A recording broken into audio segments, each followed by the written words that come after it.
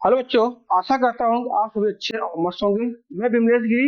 मैं यहाँ आपको क्लास 11 का फिजिक्स का प्रॉपर तरीके से सोल्यूशन देने आया हूँ, जो आपके छत्तीसगढ़ के डिफरेंट डिफरेंट स्कूलों में स्कॉलरशिप के रूप में आयोजित किया गया था। ठीक है, तो शुरू करते हैं।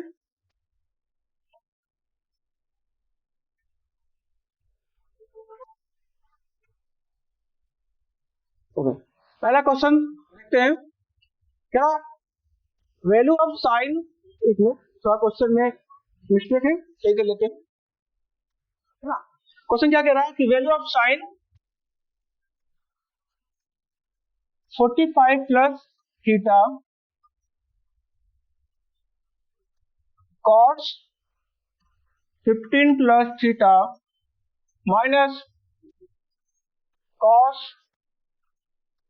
45 plus theta into sine 15 plus theta, है ना? इसका वैल्यू निकालना है।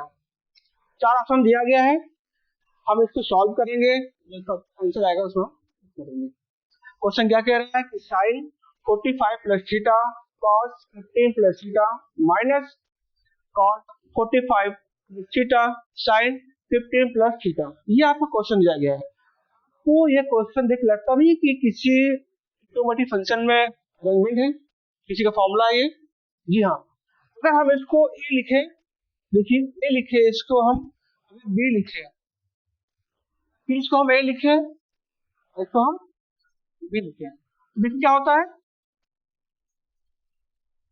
Sign A cos B minus cos A sign, है ना? ये कैसा फॉर्मूला है?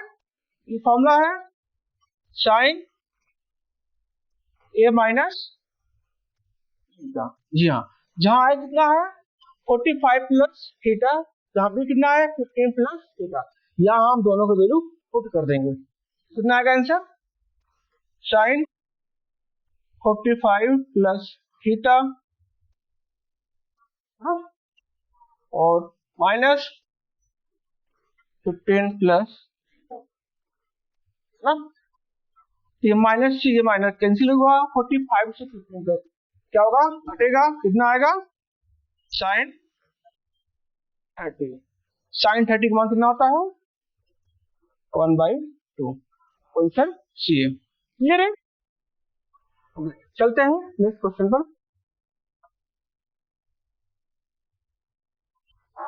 ठीक है,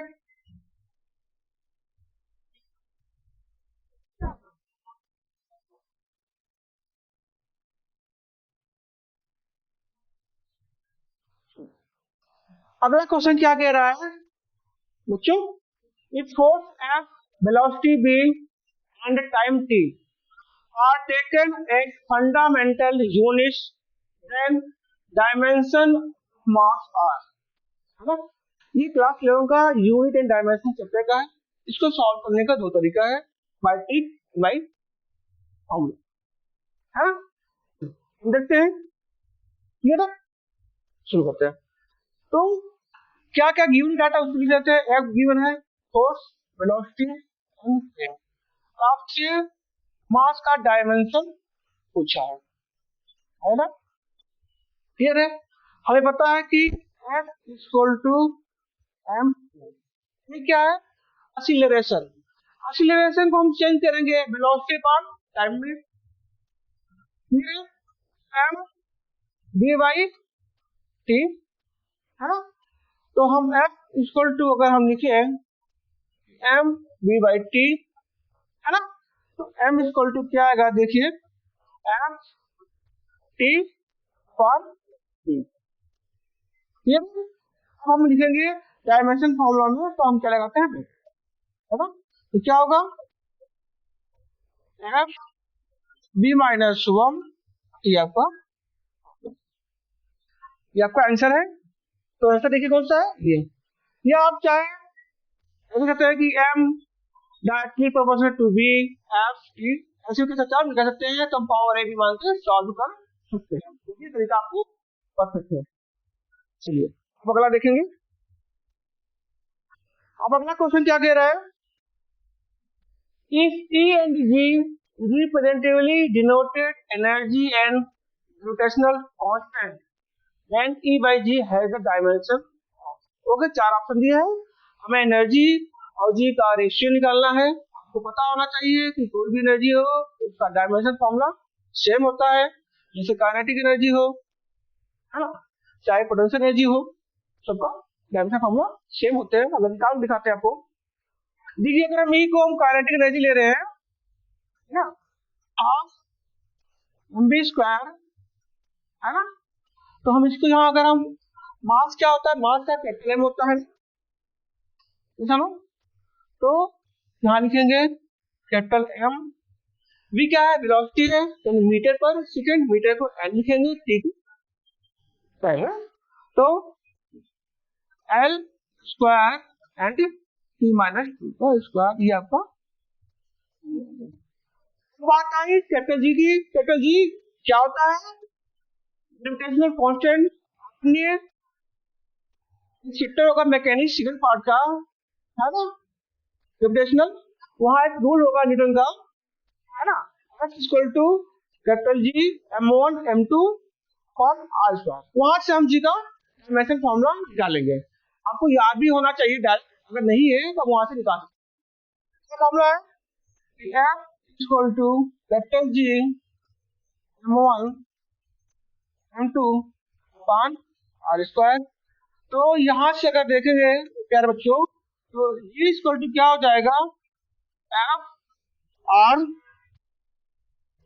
स्क्वायर अपॉन m1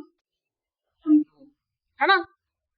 ठीक, अभी आपने देखा कि F क्या है, फोर्स है, फोर्स क्या होगा, mn ना, कि मास इनटू एक्सीलरेशन, जिससे क्या होता है, मीटर पर सेकंड स्क्वायर।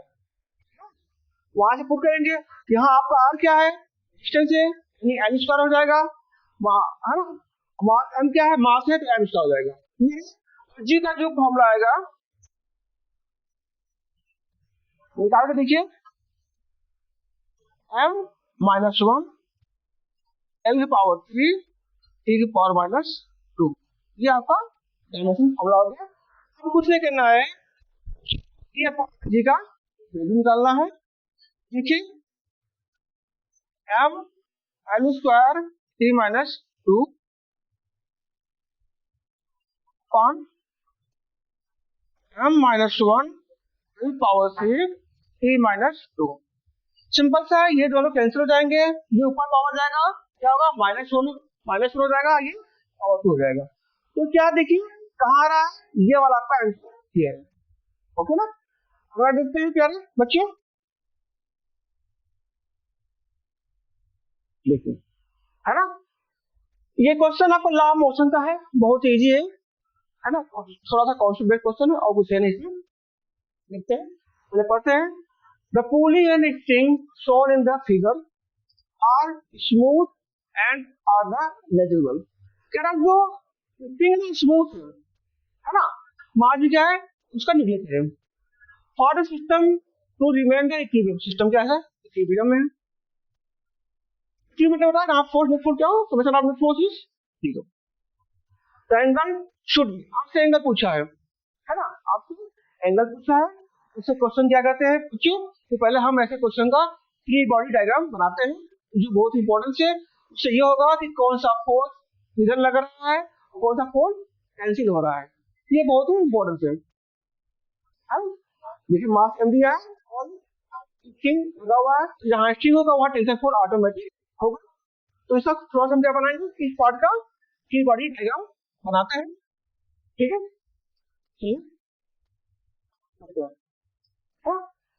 क्वेश्चन इस तरह ऐसा था,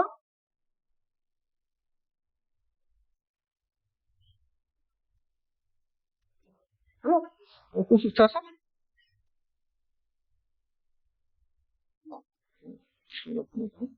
ज्यादा मोटा हो गया। क्वेश्चन आपका है,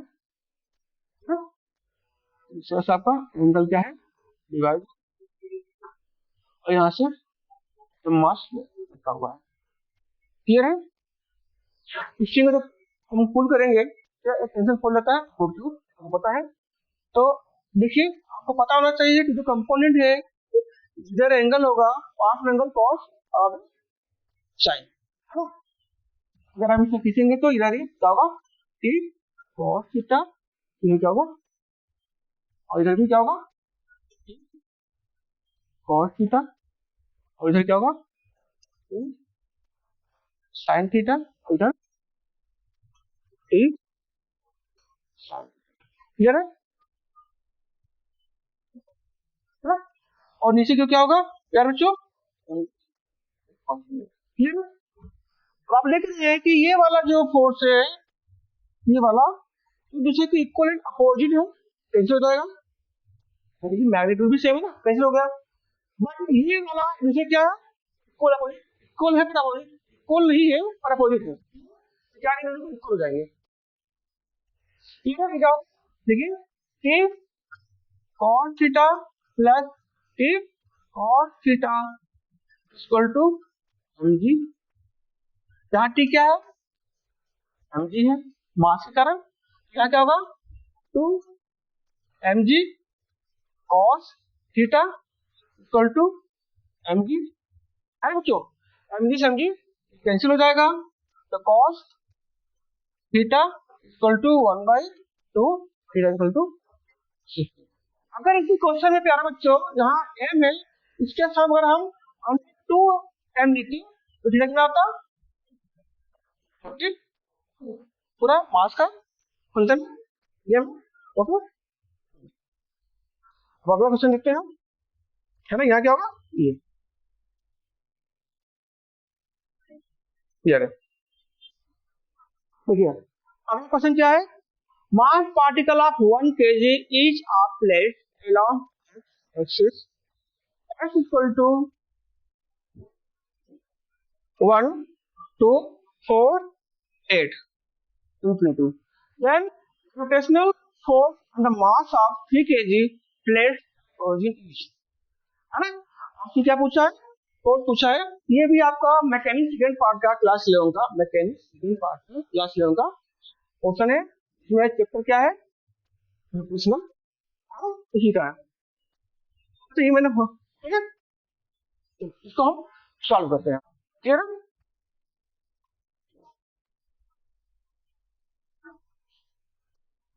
है ना।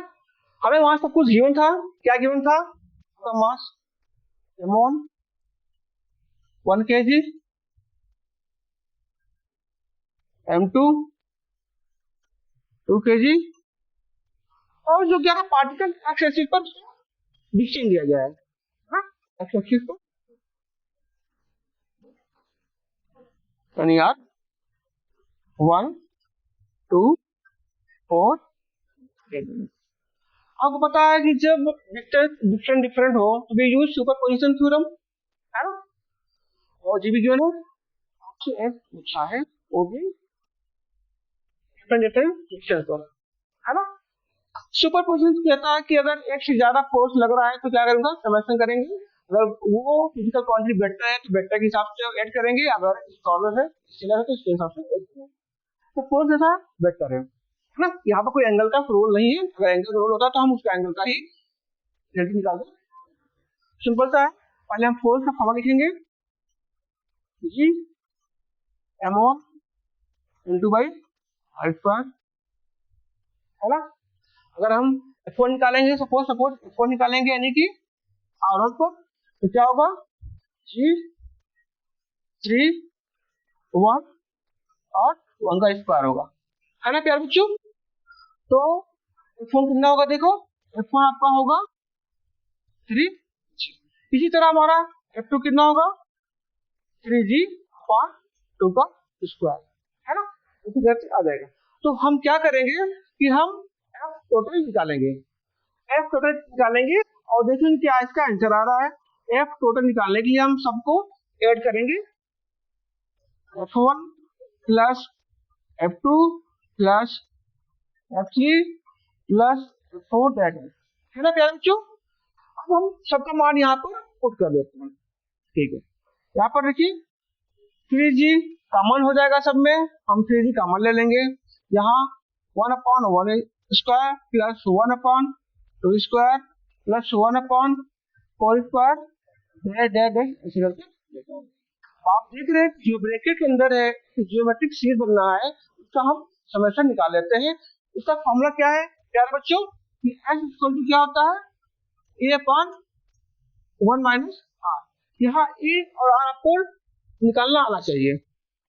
यहाँ a कितना है 1 है, a कितना है 1, r कितना है 1/4। क्लियर है? यहाँ हम लिख देंगे 3g कितना आएगा 4/3 आएगा। अगर निकालेंगे तो देख लीजिए 1/4 है ना, इससे ये कैंसिल होगा, आपका आंसर आएगा 4g है ना। ये आपका आंसर है, बिल्कुल सिंपल सा है, कोई प्रॉब्लम नहीं है, सब कुछ गिवन है। हमने क्या किया बस वैल्यू पुट कर दिया, थोड़ा सा एक लॉजिक था जियोमेट्रिक सीरीज बनना था बस, और एक लॉजिक था सुपरपोजिशन थ्योरम का। चलिए अगला क्वेश्चन देखते हैं, तो इसका क्या होगा। और देखिए कह रहा particle indicating a simple harmonic motion है ना, कैसा है मोशन कैसा है सिंपल हार्मोनिक, बताने की जरूरत नहीं है किस चक्कर का है। इस मैक्सिमम एक्सीलरेशन अल्फा, इसी बात कर रहा है कि maximum acceleration alpha is and maximum velocity is beta, then time is period of vibration will be, है ना। आपसे टाइम पीरियड पूछा है, सिंपल सा है, ठीक है। आपको पता है कि जो मैक्सिमम एक्सीलरेशन होता है यानी अल्फा वो कितना होता है ओमेगा स्क्वायर है, और मैक्सिमम वेलोसिटी वो कितना होता है ओमेगा। यहाँ ए क्या है यार बच्चों, एम्पलीट्यूड है, ओमेगा एंगुलर फ्रीक्वेंसी है ना। आपको पता नहीं टाइम पीरियड क्या होता है ओमेगा का, टी इक्वल टू 2π/ओमेगा, यानी आपको ये पता होना चाहिए कि हमें क्या निकालना है ओमेगा, इन दोनों के हेल्प से हम क्या निकालेंगे ओमेगा, कुछ नहीं करना है, अल्फा अपॉन बीटा निकाल लेंगे, वहां ओमेगा आ जाएगा। यानी अगर अल्फा अपॉन ओमेगा करेंगे तो कितना आएगा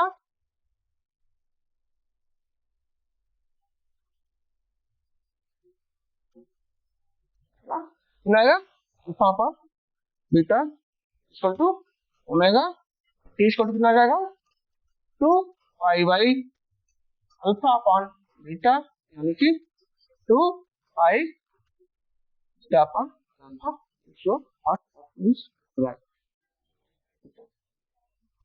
क्लियर हो गया। अगला देखते हैं, क्या 2 kg of substance receive 500 kilo joule. 500 kilo joule ये एनर्जी का, यानी यहाँ हीट गिवन है, यहाँ पर क्या है हीट, यानी कि आपका फ्लूइड या आपका मास है ना। क्वेश्चन में जो गिवन है प्यारे बच्चों उसको लिखते जाओ, इससे ये फायदा होगा ना आपको क्वेश्चन सॉल्व करने का तरीका पता चल जाएगा। Undergo the temperature change from 100 degree Celsius to 200 degree Celsius, तो average specific heat of substance in the process will be. देखो क्या पूछा है, सी पूछा है, और किस फॉर्म में पूछा है, केल्विन फॉर्म में पूछा है ना। तो हम इसको हम चेंज कर लेंगे, चेंज कर लेंगे तो क्या होगा कि सी प्लस 200 100 गुना 323 और इसको 423, यानी हम पहले डेल्टा टी निकाल लेते हैं तो कितना आएगा 100 और Q M is given, delta T is given, यानी हम क्यू भी गिवन है, एम भी गिवन है, डेल्टा टी गिवन है, हमें सी निकालना है स्पेसिफिक। तो हमें पता है फॉर्मूला क्या होता है, Q equal to M C delta, सारे वैल्यू पुट किए गए हैं, हमें आप C equal to Q on M delta T, यहाँ पर मान लिखेंगे 500 kilo joule upon 2 into 100, your answer 2.5 kilo joule upon kilo kelvin. Okay, आठवां क्वेश्चन है, बहुत इजी है, थ्योरी का क्वेश्चन है ना। Which of the following is the method of heat transfer? Heat transfer का जो मेथड है वो आपसे पूछा गया कि हीट ट्रांसफर किस किस फॉर्म में ट्रांसफर होता है, क्या क्या उसके प्रोसेस है। तीन प्रोसेस है, पहला क्या है, कंडक्शन, दूसरा है कंडक्शन, कन्वेक्शन, ये तो नहीं है,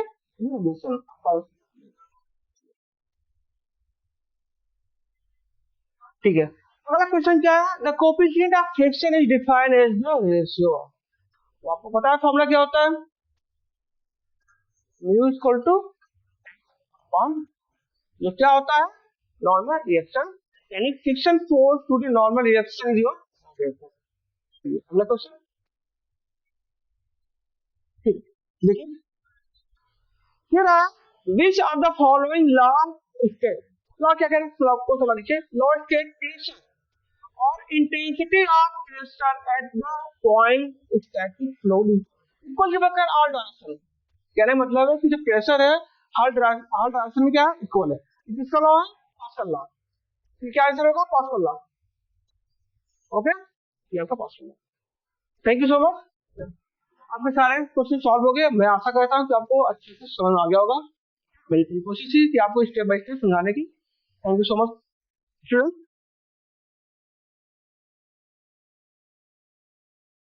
ये हम आज जो है केमिस्ट्री के सोल्यूशन को समझते हैं।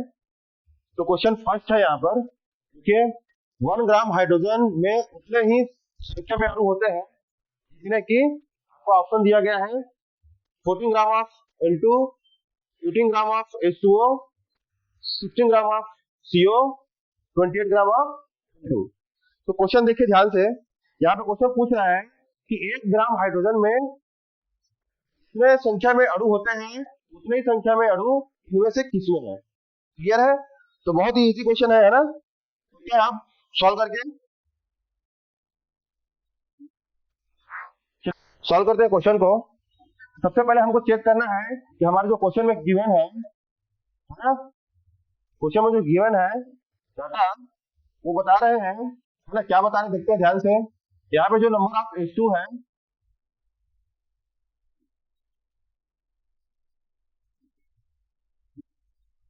एक ग्राम H2 में कितने नंबर ऑफ H2 है वो चेक करते हैं। उसके लिए हम लोग को क्या चाहिए, सबसे पहले नंबर ऑफ मोल्स क्या करना है, काउंट करना है। तो नंबर ऑफ मोल्स को हम लोग रिप्रेजेंट करते हैं स्मॉल n से। नंबर ऑफ मोल्स कैसे निकालते हैं, उसका फॉर्मूला होता है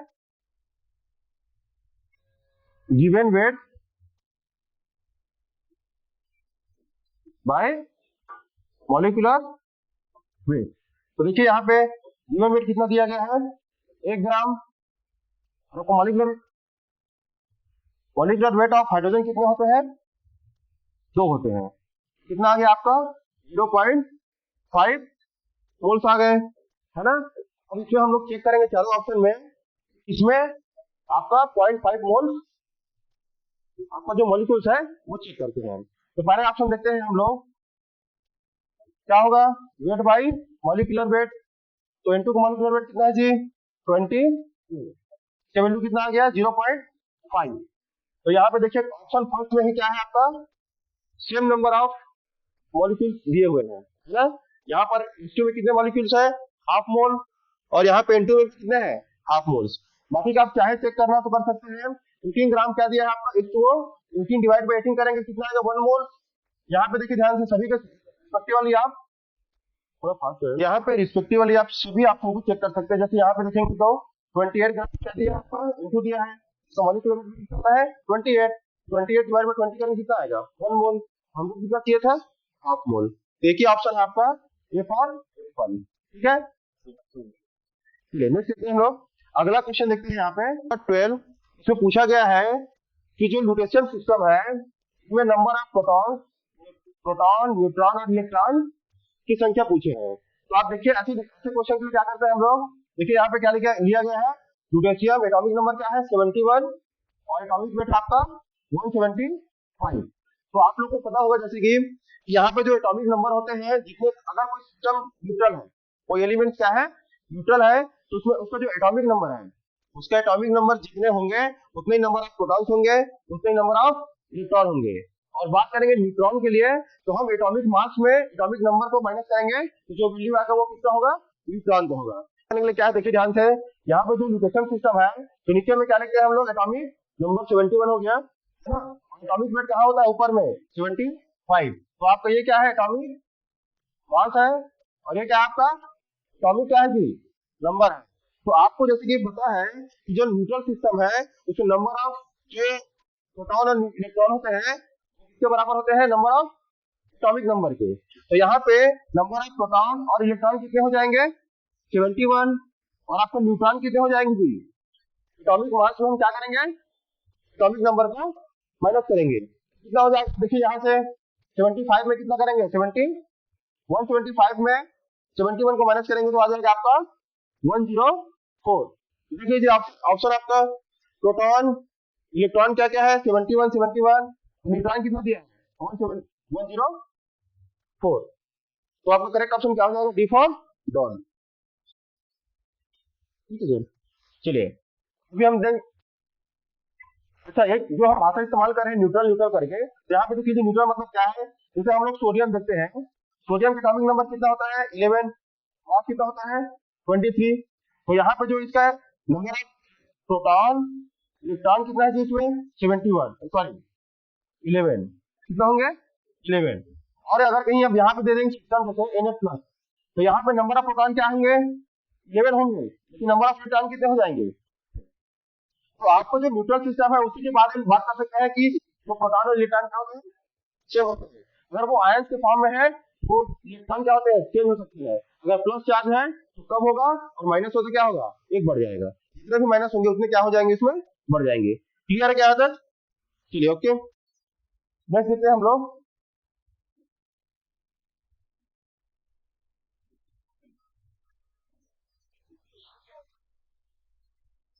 क्वेश्चन नंबर 13 देखते हैं। क्वेश्चन में कह रहे हैं कि सीओ जो सिस्टम है ना, हमारे पास क्या है, सीओ सिस्टम है। तो देखते हैं the ions that is iso electronic with CO. सबसे पहले यहाँ पे हमको देखना है आइसो इलेक्ट्रॉनिक होता क्या है ना। तो आइसो इलेक्ट्रॉनिक मतलब होता है कि ऐसा सिस्टम जिसके नंबर ऑफ इलेक्ट्रॉन क्या हो, सेम हो, क्या होंगे एक दूसरे के, आइसो इलेक्ट्रॉनिक होंगे। तो यहाँ पे हम चेक करेंगे सबसे पहले कि सीओ के पास कितने इलेक्ट्रॉन है, उसके आधार पे हम यहाँ पे चेक करेंगे कि उतने ही नंबर में इलेक्ट्रॉन के जो ऑप्शन है वो, ठीक है। तो सीओ को सबसे पहले चेक करते हैं। सीओ में क्या होते हैं, कार्बन के एटॉमिक नंबर कितने होते हैं, 6, ऑक्सीजन के कितने होते हैं, 8, कितना हो गया 14, है ना। यहाँ पे इस पर्टिकुलर सीओ सिस्टम में कितने इलेक्ट्रॉन है, 14 इलेक्ट्रॉन है, कितने 14। यहाँ पे देखिए ध्यान से, ऑप्शन एक में चेक करते हैं हम लोग, कार्बन में देखिए, कार्बन के कितने होते हैं 6, नाइट्रोजन में कितने होते हैं जी 7, और एक माइनस है, मतलब एक इलेक्ट्रॉन लिया हुआ है, तो कितना हो गया 14। तो आपको करेक्ट ऑप्शन कौन सा हो जाएगा, आगे दी करोगे, आगे आप चेक कर सकते हैं, किसी एक का भी चेक कर सकते हैं, है ना। यहाँ पे O2 सिस्टम है, O2 में कितने होते हैं, 8 होते हैं एटॉमिक नंबर, 2 निगेटिव, कितना हो जाएगा 10 इलेक्ट्रॉन। इस तरीके से आप चेक कर सकते हैं सभी का। तो हमारा जो सिस्टम है सीओ सिस्टम, उसमें कितने इलेक्ट्रॉन है 14, और ये ऑप्शन 1 CN नेगेटिव में कितने हैं 14। तो ये दोनों एक दूसरे क्या होगा, आइसो इलेक्ट्रॉनिक, क्या होगा आइसो इलेक्ट्रॉनिक। 3 क्वेश्चन है 14 नंबर का। 14वें नंबर क्वेश्चन देखते हैं। तो क्वेश्चन क्या कर रहा है, एजीमुथल क्वांटम नंबर L = 3, तो maximum number of electron will be, ठीक है। तो यहाँ पे क्वेश्चन ये बोलना चाह रहे हैं आपसे, L = 3 के लिए, ठीक है, एजीमुथल क्वांटम नंबर हिंदी में बोलते हैं द्विवंशी क्वांटम नंबर। द्विवंशी क्वांटम नंबर L = 3 के लिए हम चेक करेंगे कि उसमें मैक्सिमम नंबर ऑफ इलेक्ट्रॉन कितने आ सकते हैं, ठीक है। तो यहाँ पे देखते हैं, आप लोग को तो फार्मूला पता है, कौन सा फार्मूला पता है, जैसे आपको पता है कि नंबर ऑफ ऑर्बिटल्स कितने चेक करते हैं, तो एजीमुथल क्वांटम नंबर L = 3 के लिए maximum number of electron check करेंगे। तो देखते हैं ये, इसके लिए फार्मूला के थ्रू भी आप समझ सकते हैं, होता है 4L + 2। तो यहाँ पर देखिए ध्यान से, L की वैल्यू क्या दिया है आपके पास 3 दिया है, तो 4 इंटू 3 प्लस 2 कितना हो गया? 12 प्लस 2 कितना हो गया जी? 14। तो करेक्ट ऑप्शन क्या है आपका? 14। और अब दूसरे तरीके से आप ये भी समझ सकते हैं, अगर आपको फॉर्मूला नहीं पता है तो कैसे समझ सकते हैं? आपको पता है कि सब सेल ए, पी, डी और एफ के लिए जो एल का वैल्यू होता है क्या क्या होता है? 0, 1, 2 और क्या होते हैं? 3 होते हैं। और यहाँ पर आपको पता है एफ के वैल्यू 3 के लिए नंबर ऑफ ऑर्बिटल्स कितने होते हैं? 7, है ना? और आपको ये भी पता है कि एक ऑर्बिट में कितने इलेक्ट्रॉन आते हैं? 2 इलेक्ट्रॉन। 7 इंटू कितना जाएगा? 2। आपको 14 क्या हो जाएगा? Correct option. चलिए अगला क्वेश्चन देखते हैं। अगला क्वेश्चन देखते हैं हम लोग।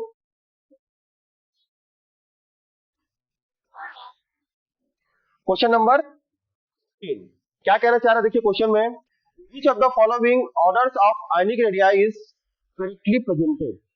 ठीक है, तो जो करेक्ट एटॉमिक, ठीक है, Each of the following orders of ionic radii is correctly represented. ठीक है, तो कौन सा अलग करेक्ट है ये हमको चेक करना है। तो यहाँ पे सबसे पहले देखिए ध्यान से क्या चेक करना है? तो आयनिक रेडियाई क्या देखना है? Ionic radii. तो हमको तो जानना होगा सबसे पहले कि आयनिक जो रेडियाई है,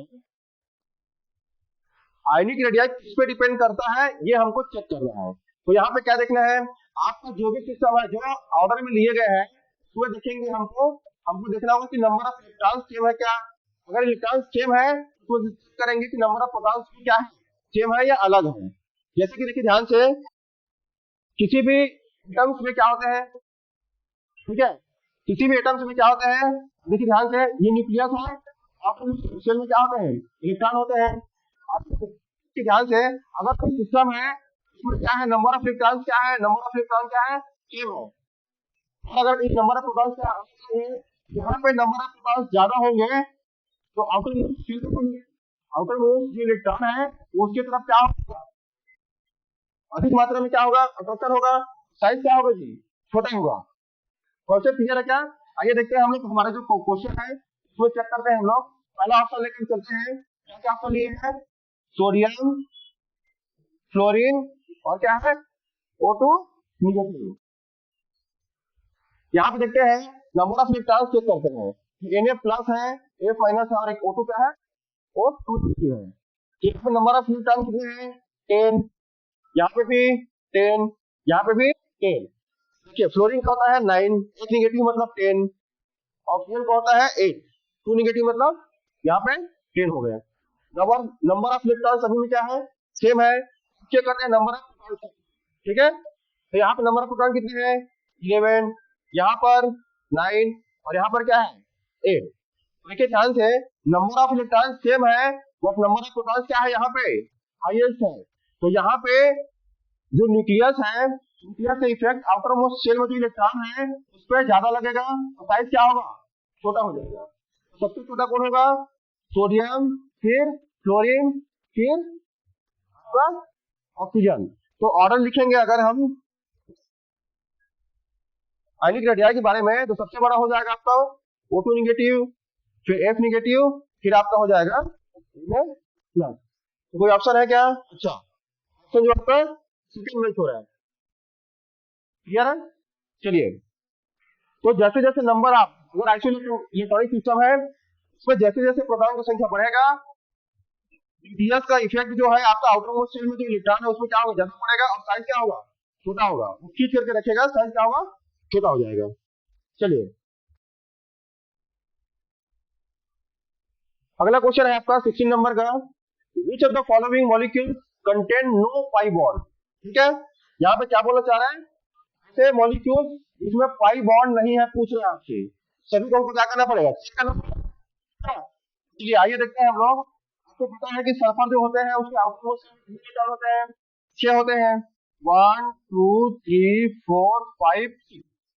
ठीक है, सराउंडिंग एटम क्या है? Oxygen.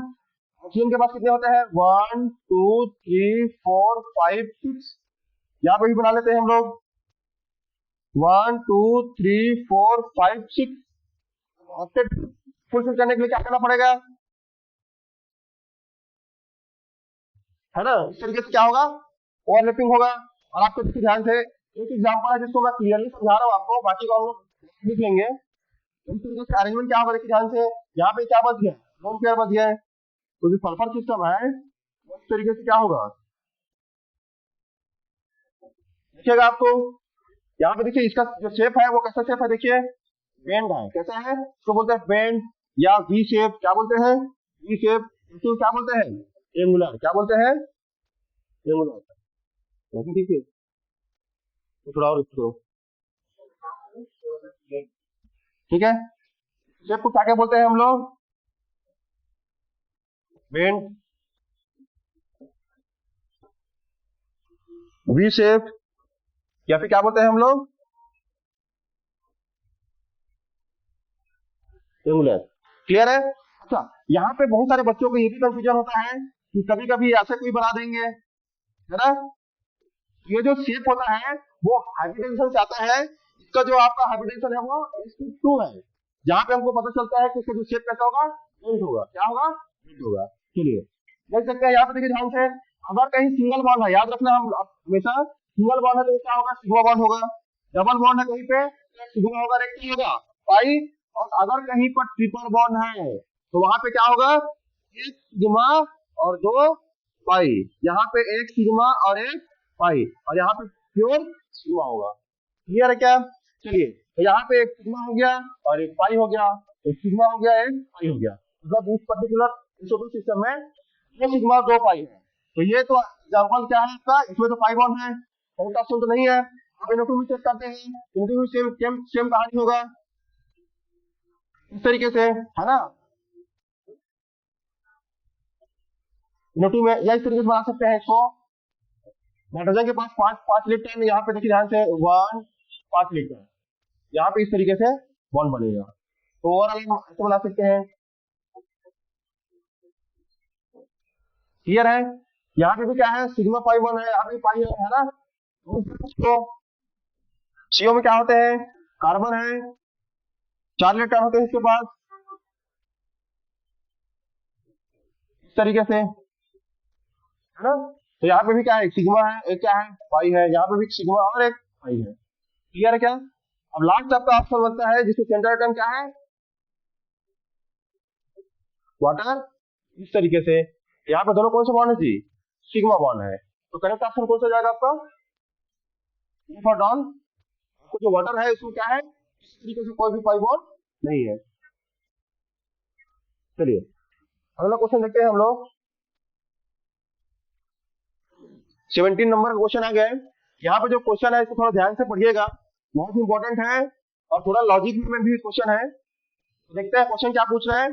The ratio of solubility of EgCl in 0.1 molar HCl, 0.1 molar HCl solution, ठीक है। The solubility of EgCl in water. तो जो AgCl है, देखिए ध्यान से क्वेश्चन को समझने की कोशिश कीजिए। ये AgCl है, ये जो है एक इलेक्ट्रोलाइट है जो क्या है,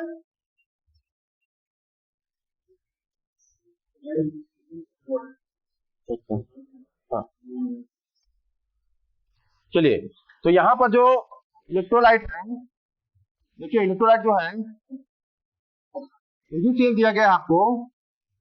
AgCl क्या है, ऐसा इलेक्ट्रोलाइट है जो क्या होता है, कंप्लीटली डिसोसिएट नहीं होते, तो बोलते हैं स्पीरिंगली सॉल्युबल सॉल्ट। क्या बोलते हैं,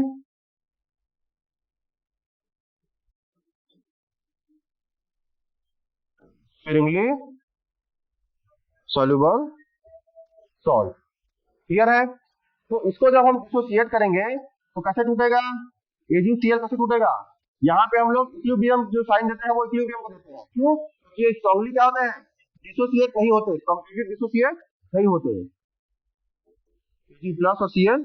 क्लियर है। आप देखिए ध्यान से, दोनों केस में क्या पूछ रहा है, सॉल्युबिलिटी पूछ रहा है, किसका, KCl का। किसमें किसमें, KCl सोल्यूशन में, 0.1 मोलर KCl सोल्यूशन में, दूसरा वाटर में। उसके बाद हमको दोनों की क्या करना है, रेशियो पूछा है। तो हम लोग सेपरेटली वाटर के साथ और KCl के साथ हम लोग क्या करते हैं, सॉल्युबिलिटी चेक करते हैं। तो हम लोग सबसे पहले सॉल्व कर लेते हैं, सॉल्युबिलिटी किसके लिए सॉल्व करते हैं, प्योर वाटर के लिए।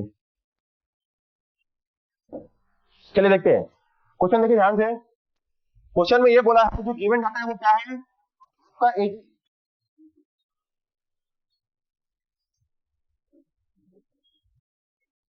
AgCl का के लिए KsP दिया है, कितना दिया है 10 की पावर माइनस 10, ठीक है। अच्छा और क्या दिया है क्वेश्चन में ये बोला गया है दूसरा डाटा जो दिया है KCl जो सोल्यूशन है वो कितना मोलर है 0.1 मोलर है, ठीक है। तो देखते हैं आइए कैसे सॉल्व करना है क्वेश्चन को। तो सबसे पहले क्या लिखते हैं सॉल्युबिलिटी पूछा है किसके बारे में AgCl का, किसमें किसमें वाटर के साथ और KCl के साथ। तो सबसे पहले हम लोग देखते हैं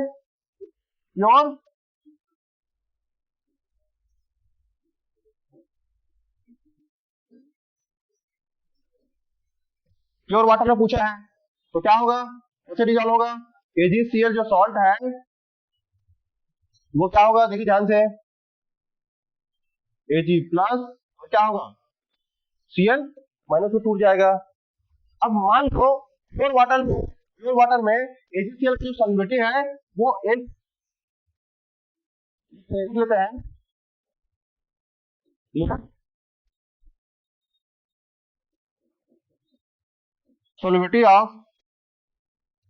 solubility in pure water is S मोल पर लीटर है, ठीक है। देखिए ध्यान से यहां पर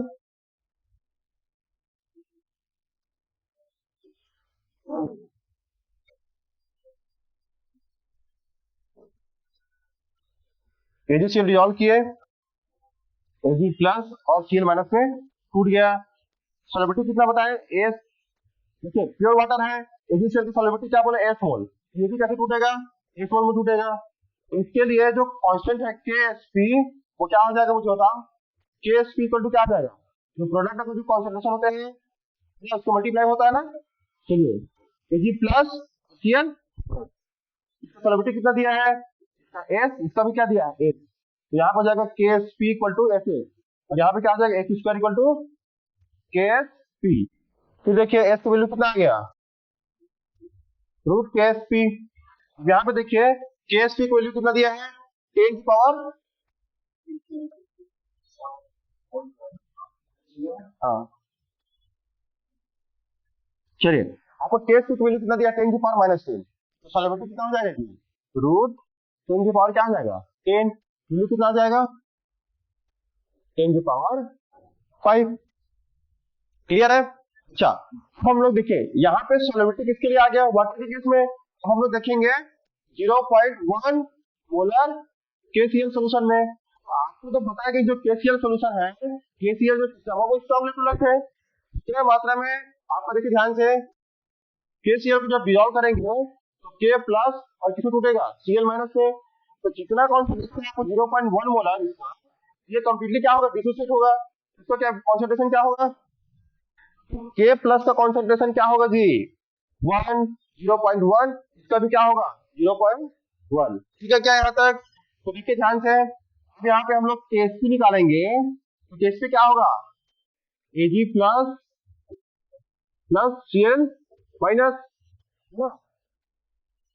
देखिए ध्यान से हम लोग मान के चलते हैं कि Ksp सिस्टम जो आपका KCl है उसमें Ag प्लस का सॉल्युबिलिटी क्या है मान लो S बेस है, क्या है S बेस, और आपका Cl माइनस क्या है इसमें 0.1 मोलर है, S का वैल्यू क्या हो जाएगा।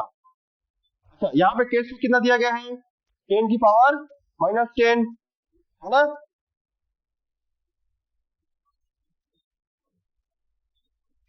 S डेस क्या हो जाएगा 10 की पावर माइनस 9। और आपसे क्वेश्चन क्या पूछा गया है देखिए वाटर के केस में S का वैल्यू क्या है सॉल्युबिलिटी क्या है 10 की पावर माइनस 5 और आपका जो है कि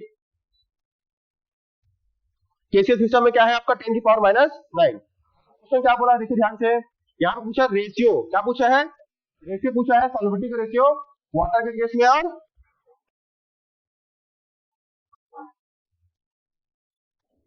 वाटर के केस में और KCl के केस में। तो लिख लीजिए आप लोग, तो क्या होगा,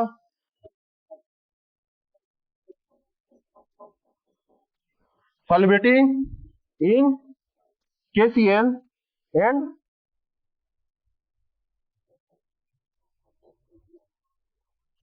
solubility in वाटर। तो क्या होगा, KCl कितना हुआ 10⁻⁹ और यहाँ पे 10⁻5, तो ओवरऑल क्या होगा 10⁻⁴। तो करेक्ट ऑप्शन क्या हो जाएगा, देखिए ध्यान से, ये फॉर ट्रिपल। क्लियर क्या है तो सभी को आपको क्लियर। नेक्स्ट क्वेश्चन देखते हैं हम लोग। अब आपका जो है 18वें नंबर का क्वेश्चन जो है वो क्या है, क्या है जी, IUPAC नेम बताना है। क्या बताना है, IUPAC नेम। ठीक है, तो यहाँ पे देखते हैं हम लोग, यहाँ पे थोड़ा सा करेक्शन है। यहाँ पे कितने कार्बन है, 1 2 3 4 5 6। तो यहाँ पे हम लोग लिख लेते हैं, है ना।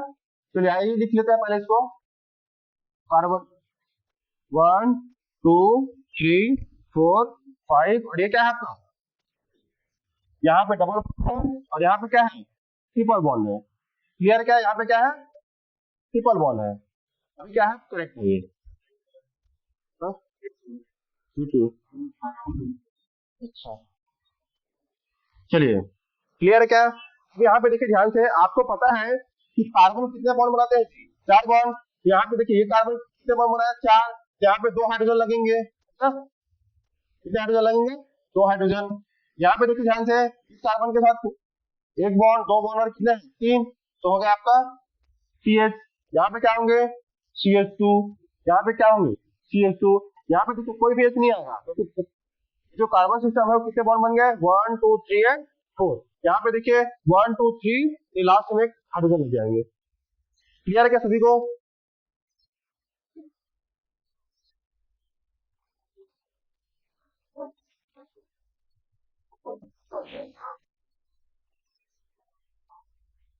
चलिए, तो नामकरण करेंगे, तो हम नामकरण इधर से करें 1 2 3 4 5 6 करें या इधर से करें, तो आपको पता है ठीक है, ऐसे कंपाउंड को नामकरण करने के लिए सबसे पहले क्या रखना है, फंक्शनल ग्रुप है क्या उस कंपाउंड में। तो फंक्शनल ग्रुप अगर यहाँ पे नहीं है तो क्या रखेंगे हम लोग, मल्टीपल बॉन्ड। तो मल्टीपल बॉन्ड में क्या होते हैं, डबल बॉन्ड और ट्रिपल बॉन्ड। तो डबल बॉन्ड और ट्रिपल बॉन्ड में से हम लोग जो पास जो पड़ेगा उधर से जाएंगे, लेकिन यहाँ पे क्या है, डबल बॉन्ड भी फर्स्ट पे है और सेकंड ट्रिपल बॉन्ड भी क्या है फर्स्ट पे। तो हम लोग चेक करेंगे जो आपका एल्कीन सिस्टम है, क्या सिस्टम, एल्कीन सिस्टम, और क्या देखेंगे एल्काइन सिस्टम। तो दोनों के लिए जो आप यूज करते हैं सफिक्स, तो क्या यूज करते हैं, इन, और इसके लिए आइन। तो आप देखिए अल्फाबेटिकल सिस्टम में ई पहले आता है कि वाई पहले आता है, तो यहाँ पे क्या होता है जी ई पहले आता है। तो इसे नामकरण करेंगे तो कहाँ से हम लोग पहले करेंगे, डबल बॉन्ड से। तो यहाँ पे 1 2 3 4 5। देखिए फर्स्ट नंबर पे क्या है, इन है, फर्स्ट नंबर पे क्या है इन, 5 नंबर पे क्या है आइन है। तो क्या हो जाएगा इसका नामकरण, 1 इन, या बोल सकते हैं वो क्या 1 हेक्सेन 5 आइन। तो ऑप्शन देखिए ध्यान से, फॉर 1 में ही क्या है आपको, क्या है 1 हेक्सेन और 5 आइन है। क्लियर क्या है, चलिए नेक्स्ट देखते हैं हम लोग question number 19, the most stable carbocation among the following is. ठीक है, तो आपको अगर कहीं भी कार्बोकेटायन की स्टेबिलिटी के बारे में अगर पूछा जाता है तो वहां पे आपको देखना होगा सबसे पहले कि वहां पे जो पर्टिकुलर जो कार्बोकेटायन है वो कौन सी डिग्री का है। डिग्री मतलब वो 3 डिग्री का है, 2 डिग्री का है कि 1 डिग्री का है। तो आपको जैसे कि पता है 3 डिग्री कार्बोकेटायन सबसे ज्यादा स्टेबल होता है, फिर 2 डिग्री, फिर 1 डिग्री। तो यहाँ पे हम लोग चेक करते हैं कि जो कार्बोकेटायन है उसका डिग्री क्या है। तो सबसे पहले आपको तो पता होना चाहिए कि किसी भी कंपाउंड में कार्बोकेटायन की डिग्री कैसे हम लोग देखते हैं, किस भी कार्बन पे कार्बोकेटायन बना है, क्या बना है, वो कितने कार्बन से जुड़ा है ये देखना है। यहाँ पे देखिए ध्यान से,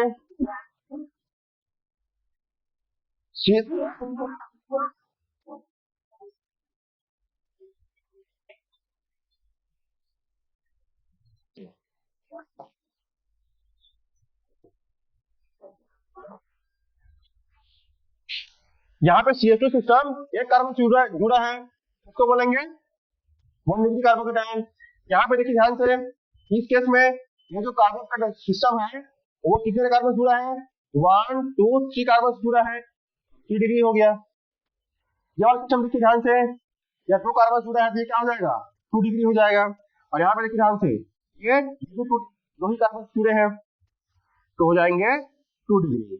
यहाँ पे देखिए 3 डिग्री कार्बोकेटायन, 2 डिग्री कार्बोकेटायन और 1 डिग्री कार्बोकेटायन की स्टेबिलिटी क्या होगा, ये क्या है, स्टेबिलिटी का ऑर्डर है। ठीक है, तो आपका B for bond is the correct option. यहाँ पे 3 डिग्री कार्बोकेटायन। क्लियर है क्या, सबसे स्टेबल कौन सा होगा, बी फॉर बॉन्ड। अब आपको जो है लास्ट क्वेश्चन है, पाइरोल में इलेक्ट्रॉन घनत्व अधिकतम कहाँ पे होता है। सबसे पहले आप यहाँ पे स्ट्रक्चर जो है लिखी है, स्ट्रक्चर बना लेते हैं हम लोग।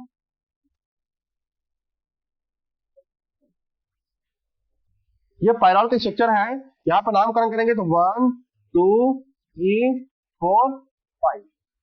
तो इलेक्ट्रॉन डेंसिटी कैसे पढ़ेंगे, अगर इलेक्ट्रॉन डेंसिटी समझना है हमारा हमको कहाँ पर है, तो इसको हम लोग रेजोनेंस से समझ सकते हैं। इलेक्ट्रॉन डेंसिटी जब यहाँ शिफ्ट होगा, डबल यहाँ शिफ्ट होगा, यहाँ पे क्या चार्ज बनेगा, उनकी चार्ज क्या बनेगा जी,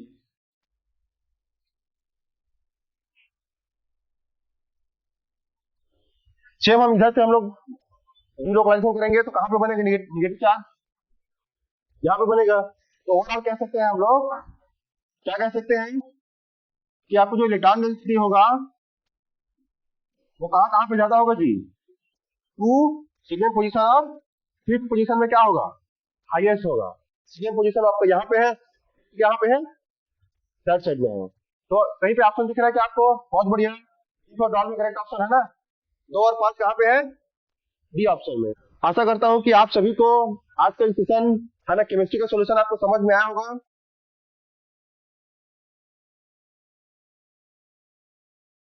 हेलो बच्चों, तो आप लोगों ने है ना फिजिक्स और केमिस्ट्री लॉजी का जो भी सॉल्यूशन है ना आपके स्कॉलरशिप है वो आपने देख लिया है। अगला है ना बॉटनी का जो भी क्वेश्चन था आपके स्कॉलरशिप के क्वेश्चन पेपर में, उसका जो है आंसर की मैं आपको है ना बता देता हूँ। जैसे यहाँ पे जो है ना एक पहला क्वेश्चन देखें तो ये जो है फंजाई से क्वेश्चन आपको यहाँ पे दिया गया है, जिसमें यहाँ पे आपको बताया गया है कि राइजोपस बिलोंग्स, कह रहा है कि राइजोपस एक जो है पर्टिकुलर ऑर्गेनिज्म, ये किस पर्टिकुलर प्लांट ग्रुप से बिलोंग करता है। ठीक है, किस पर्टिकुलर प्लांट ग्रुप से बिलोंग करता है। तो यहाँ पे चल क्यों नहीं रहा यार, इससे चल क्यों नहीं रहा, यहाँ पे मैं चला रहा हूँ चल नहीं रहा, अभी चला इतनी देर में।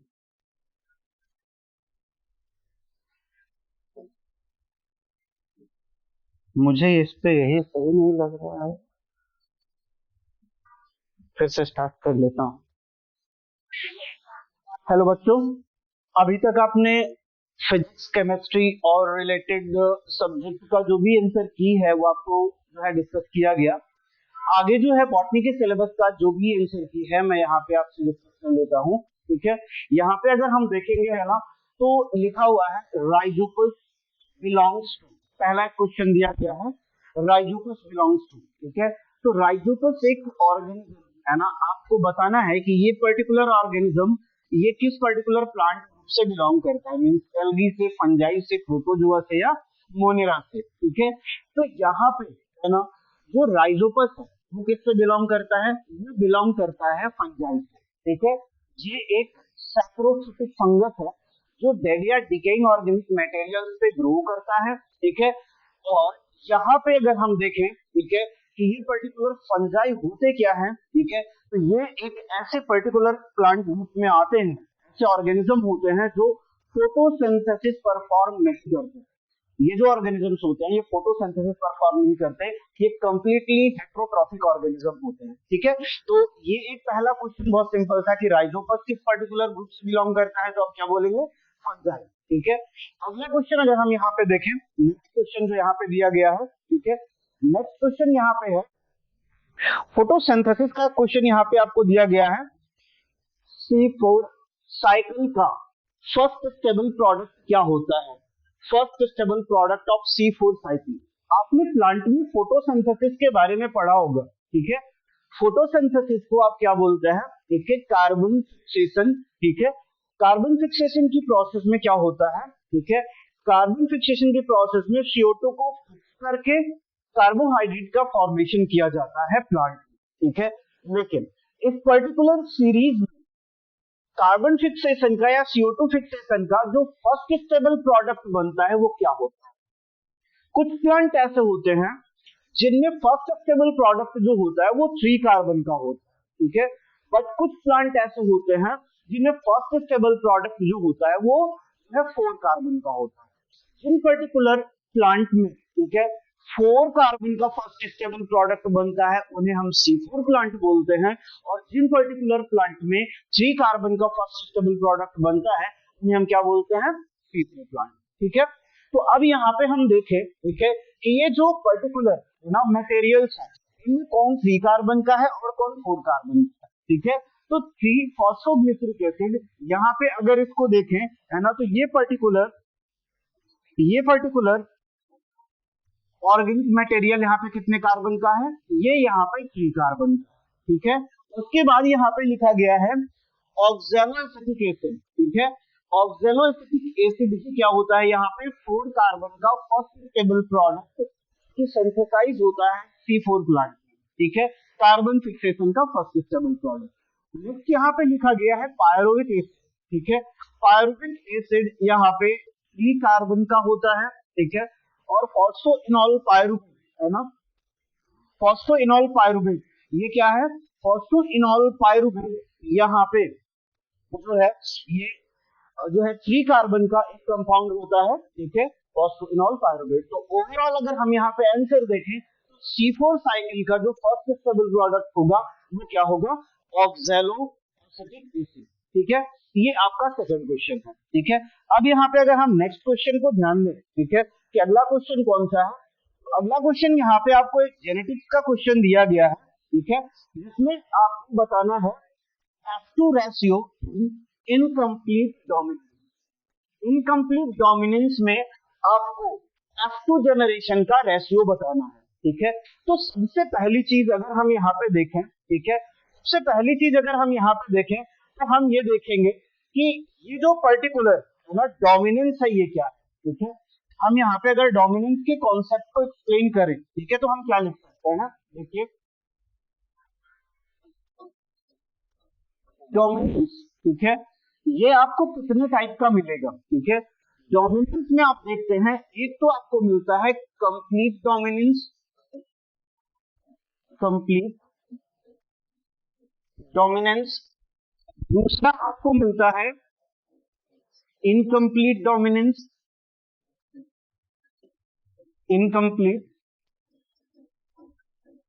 डोमिनेंस, और तीसरा एक और हम यहां पे लिख सकते हैं कोडोमिनेंस। कोडोमिनेंस। अब अगर हम देखें यहाँ पे, अगर हम यहाँ पे देखें, ठीक है, जब भी हम मेंडल के मोनोहाइब्रिड क्रॉस को लिखते हैं, जैसे मान लीजिए कि मेंडल ने क्या लिखा? मेंडल ने लिखा होमोजाइगस, होमोजाइगस ताल प्लांट, और क्या लिखा यहाँ पे? Homozygous, homozygous dwarf plant, dwarf. लेगरजॉन मेंडल ने क्या किया? एक जो है मोनोहाइब्रिड क्रॉस बनाया, मींस इंडिविजुअल के बीच ऐसा हाइब्रिडाइजेशन एक्सपेरिमेंट जिसमें वो दोनों इंडिविजुअल सिर्फ एक कैरेक्टर के लिए डिफरेंट हो, बाकी सारे कैरेक्टर क्या हो? सिमिलर। ठीक है, तो यहाँ पे देखो हाइट डिफरेंट है, एक प्लांट टाल है और दूसरा क्या है? ड्वार्फ। इनके बीच में इन्होंने क्या किया? इनके बीच में इन्होंने, है ना, एक हाइब्रिडाइजेशन एक्सपेरिमेंट बनाया, जिसमें अगर हम यहाँ पे देखें, ठीक है, जिसमें हम यहाँ पे देखें तो हम जब जीन लिखते हैं, ठीक है, ये जो जीन पेयर हम यहाँ पे लिख रहे हैं ये क्या है? इनको दोनों एलील्स क्या है? अगर सिमिलर है तो हम बोलेंगे होमोजाइगस। तो ऐसा ही होमोजाइगस रिसेसिव और होमोजाइगस डोमिनेंट हमने लिख लिया। ये डोमिनेंट जिसमें हाइट एक्सप्रेस करते हैं और प्लांट टावर बनता है, और यहाँ पे रिसेसिव जहाँ पे है ना एलियंस एक्सप्रेस नहीं करते हैं और प्लांट की हाइट जो होती है वो शॉर्ट हो जाती है और हम क्या बोलते हैं ड्वार्फ। ठीक है, अब यहाँ पे होगा क्या, ड्यूरिंग गैमेटोजेनेसिस ये होमोजाइगस प्लांट क्या करेंगे, सिमिलर टाइप के गैमीट बनाएंगे। सारे गैमीट्स क्या होंगे यहाँ पे कैपिटल टी के साथ बनेंगे, यहाँ पे भी सारे गैमीट क्या होंगे स्मॉल टी के साथ बनेंगे। ठीक है, तो गैमेटोजेनेसिस की जो प्रोसेस होती है वहां पे क्या होता है, वहां पे जो डिवीजन होता है, ठीक है, वो क्या होता है मियोसिस या मियोसिस। ये गैमीट्स बन गए, यहाँ पे मानेंगे कि ये क्या होगा, इसे हम पॉलन ग्रेन लिख सकते हैं और यहाँ पे हम क्या लिख सकते हैं, इसको एग लिख सकते हैं। बट आप देखो, ठीक है, जब इन दोनों प्लांट के बीच में है ना यहाँ पे पॉलिनेशन के बाद फर्टिलाइजेशन होगा, ठीक है, तो यहाँ पे क्या बनेगा, यहाँ पे बनेगा फीलियल वन जनरेशन या F1 जनरेशन। ठीक है, F1 जनरेशन यहाँ पे बनेगा। ठीक है, F1 जनरेशन में क्या होगा, ये कैपिटल टी और स्मॉल टी यहाँ पे क्या होंगे, यहाँ पे ये कंबाइन होंगे। तो यहाँ पे ये कैपिटल टी स्मॉल टी जब कंबाइन होगा, ठीक है, तो यहाँ पे ये क्या बन जाएगा, ये बन जाएगा हाइब्रिड।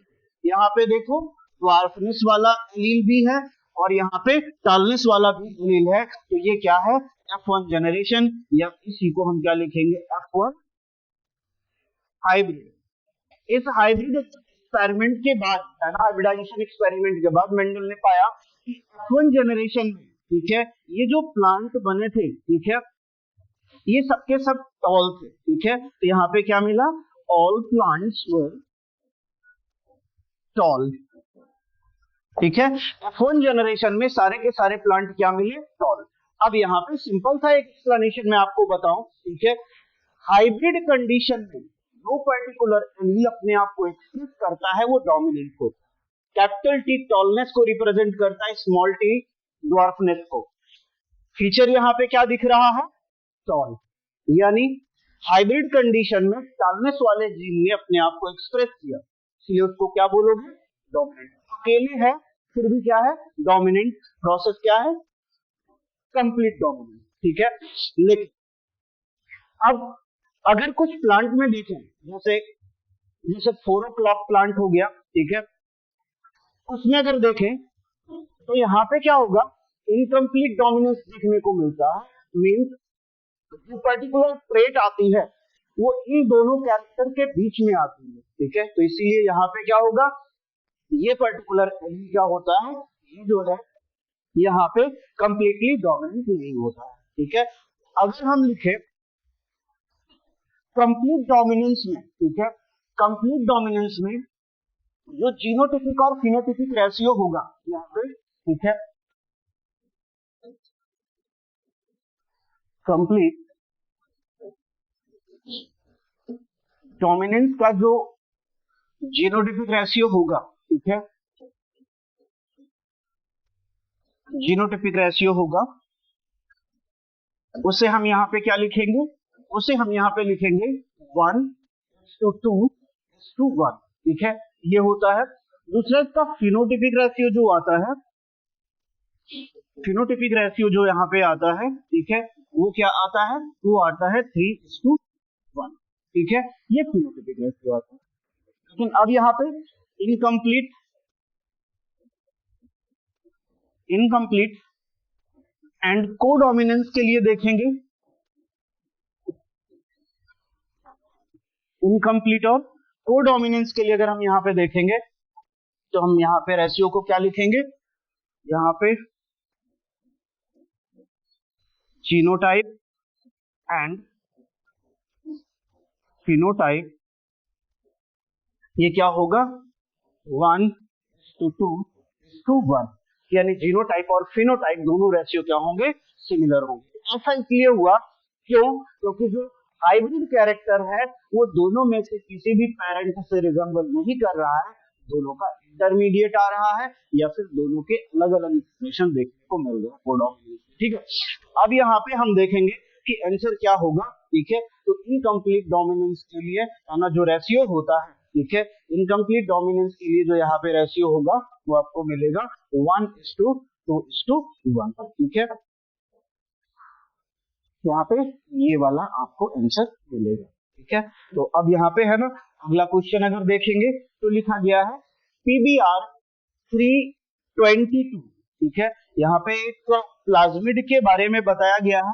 ये plasmid PBr 322 contain resistance to, यानी ये जो पर्टिकुलर प्लाज्मिड है PBr 322, इसमें किस पर्टिकुलर एंटीबायोटिक से रेजिस्टेंट जीन है। ठीक है, एम्पीसिलिन या टेट्रासाइक्लिन से, क्लोरोफेनिकोल से, स्ट्रेप्टोमाइसिन से या एरिथ्रोमाइसिन से। ठीक है, तो ये जो PBr 322 है ना प्लाज्मिड है, ये एक ऐसा प्लाज्मिड है, ठीक है, जो कि नेचुरली नहीं करता है, इसको जो है ना आर्टिफिशियली बनाया गया है। ये एक ऐसा प्लाज्मिड है जिसको बोलवियर और रॉड्रिगेज ने बनाया है, जिसमें आप देखो P फॉर क्या होगा, plasmid, B for Bolivar, R for Rodriguez. ठीक है, और 322 इसके सीक्वेंस को बताता है। ठीक है, तो PBr 322 क्या है, आर्टिफिशियल प्लाज्मिड है जिसमें किस पर्टिकुलर एंटीबायोटिक से रेजिस्टेंट जीन होती है, तो वो एम्पीसिलिन और टेट्रासाइक्लिन। ठीक है, अब यहाँ पे देखें है ना अगला क्वेश्चन क्या होगा। अगला क्वेश्चन है gene responsible for BT cotton resistance, है ना, बीटी कॉटन रेजिस्टेंस है ना। बीटी क्या है अगर हम यहाँ पे देखें है ना, तो आपको मिलेगा। ठीक है, बीटी कॉटन के लिए अगर हम यहाँ पे देखें तो आप क्या लिख सकते हो, देखो बीटी। ठीक है, इसे हम लिखते हैं, एक बैक्टीरिया है बैसिलस थुरिंजिएंसिस। ठीक है, बैसिलस थुरिंजिएंसिस ऐसा बैक्टीरिया है, ठीक है, जिसके है ना एक जो है ट्राइजीन को निकाला गया और कहां पे इंट्रोड्यूस कराया गया, कॉटन के प्लांट में। ठीक है, ट्राइजीन को कहां पे इंट्रोड्यूस कराया गया, कॉटन के प्लांट में। जिससे कॉटन प्लांट क्या हो गया, उस इंसेक्ट पेस्ट से रेजिस्टेंट, है ना। तो यहाँ पे जो क्वेश्चन का आंसर होगा वो क्या होगा, ट्राइजीन। ठीक है, तो ये जो है ना कुछ 5 क्वेश्चन बॉटनी के थे, है ना, वो हमने आपके साथ डिस्कस किए, है ना। आशा करता हूँ कि आपको आंसर समझ में आए होंगे।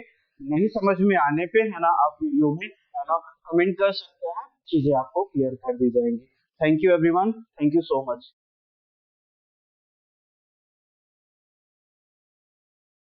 हेलो बच्चों, आशा करता हूं कि आप अच्छे होंगे, स्वस्थ होंगे। हमारा ये जो पोर्टल है शारदा पीठ का ऑनलाइन पोर्टल, इसमें आपका स्वागत है।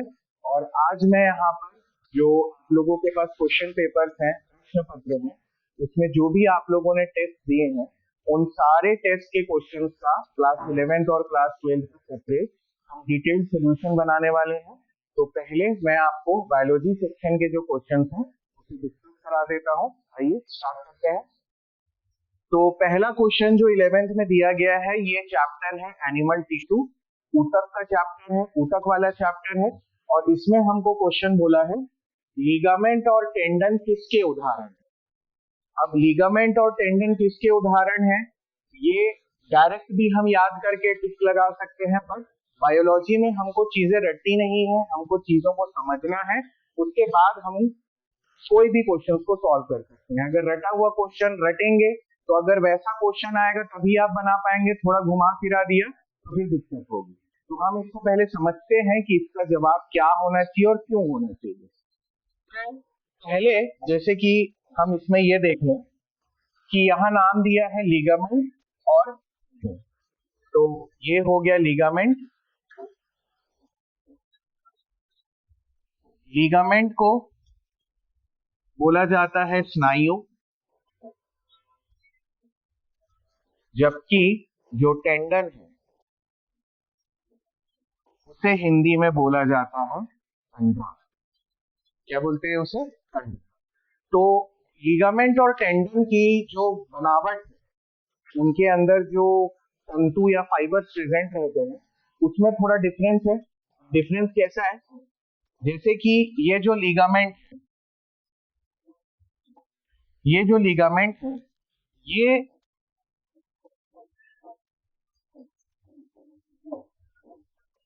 येलो इलास्टिक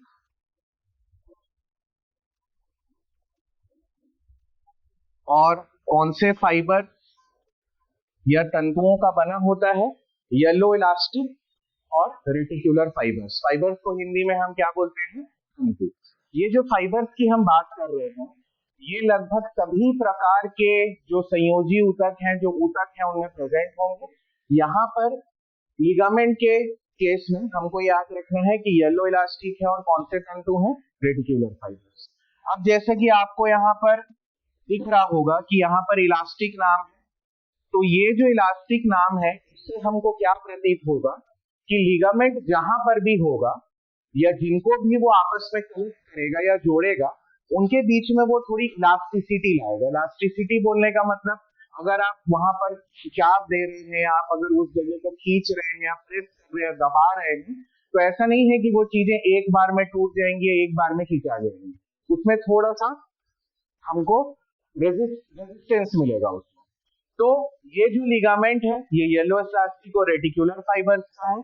इसके ऑपोजिट में अगर हम टेंडन को देखें, तो टेंडन का कोलेजन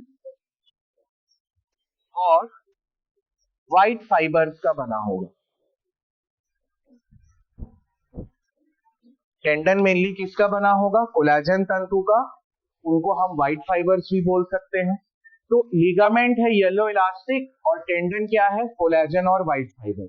अब ये जो कोलेजन फाइबर्स हैं, ये कोलेजन फाइबर्स क्या प्रदान करते हैं, क्या प्रोवाइड करते हैं? ये स्ट्रेंथ। जहां पर भी कोलेजन फाइबर्स या व्हाइट फाइबर्स होंगे, उनके बीच में बहुत कम मूवमेंट पॉसिबल है या ना के बराबर मूवमेंट पॉसिबल है। ये सारी चीजों को, ये जो टेंडन्स होते हैं, वो काफी जटिलता या काफी स्ट्रांगली इन स्ट्रक्चर्स को क्या करके रखते हैं? जोड़ते हैं। अब लिगामेंट के बारे में मैं अगर बताऊं, तो जो लिगामेंट का काम है,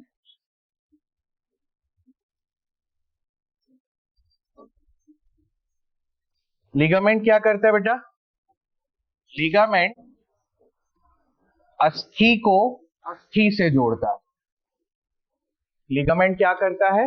बोन को, एक हड्डी को दूसरे हड्डी से जोड़ता है। उनके बीच में क्या प्रोवाइड करता है? वो इलास्टिसिटी, ताकि जो हड्डियों के बीच के जॉइंट्स या जो हड्डियां आपस में एक दूसरे से जुड़ी हुई है, वो एक बार में ब्रेक या एक बार में टूट ना। सेकेंड आते हैं टेंडन, जो कोलेजन या व्हाइट फाइबर से बना है। तो ये जो टेंडन्स हैं, उनका काम होता है मसल टू बोन। ये पेशी को अस्थि से जोड़ते हैं। मतलब जैसे मान लीजिए मेरे हाथ में, आप देख रहे होंगे हाथ पैर में, तो हाथ पैर की जो हड्डियां हैं, उन हड्डियों के चारों तरफ में मांस क्या है? चिपका हुआ है। तो वो जो मांस चिपका हुआ है, वो किसके हेल्प से चिपका हुआ है? किसके हेल्प से चिपका हुआ है? ठीक है। तो इस क्वेश्चन में हमको बताना है कि ये कौन से प्रकार का ऊतक है, कौन से प्रकार का टिश्यू है। एपिथेलियल है, कनेक्टिव है, नर्वस है, मस्कुलर है। अगर आप इस एक्सप्लेनेशन से समझ पाए होंगे कि इसमें जो टेंडन्स और लिगामेंट्स, ये टेंडन्स और लिगामेंट्स बेसिकली क्या कर रहे हैं? ये या तो हड्डी को हड्डी में आपस में जोड़ रहे हैं, या ये मसल को किससे जोड़ रहे हैं? बोन से। तो इनका आपस में काम क्या है? कनेक्शन का, एक दूसरे पार्ट को आपस में जोड़कर उनके फंक्शंस को प्रॉपरली रख देने का। तो यहाँ पर अगर हम जवाब देखते हैं कि लिगामेंट और टेंडन जो है वो किसके उदाहरण है, तो इसका जवाब क्या होगा? संयोजी ऊतक, जिसे हम इंग्लिश में क्या बोलते हैं? ऑलराइट, चलिए नेक्स्ट क्वेश्चन में आते हैं। नेक्स्ट क्वेश्चन बोल रहा है, दिल से 3 लीटर खून फुफ्फुस से धमनी के जरिए फेफड़ों तक पहुंचता है। तो ऐसे जो स्टेटमेंट वाले क्वेश्चंस आते हैं, इसमें हमको जो डेटा गिवन है, उस डेटा पे हमको पहले ध्यान देना है। हमको बोल रहा है 3 लीटर खून। कितना बोल रहा है? 3 लीटर खून। जो धमनी, धमनी का मतलब क्या होता है बेटा? आर्टरी। धमनी का मतलब आर्टरी, सही है, के जरिए फेफड़ों तक पहुंचता है। ऑक्सीजनेशन मिलने के बाद उतनी ही मात्रा में खून वापस दिल में पहुंचता है। बताएं कि लेफ्ट एट्रियम में कितना ऑक्सीजन वाला खून पहुंचेगा। From heart 3 litre of blood reaches lungs through pulmonary artery. the same amount of blood after oxygenation reaches back to the heart. Tell me the amount of oxygenated blood that reaches to the left atrium. क्या बोल रहा है? Heart से खून निकलकर गया lungs. हमको यह पता है कि लंग्स में जो शुद्ध रक्त है, डीऑक्सीजनेटेड ब्लड है, लंग्स में एल्वियोलाई में उनका क्या होता है? ऑक्सीकरण या ऑक्सीजनेशन। ब्लड का जैसे ही ऑक्सीजनेशन हो जाएगा, ऑक्सीजनेशन होने के बाद वो ब्लड दोबारा से कहाँ आता है? हार्ट। ठीक है, आइए हम ये वाला जो स्ट्रक्चर है इसे मैं आपको डायग्रामेटिकली समझाता हूं।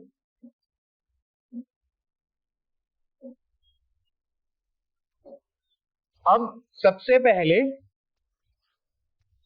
ये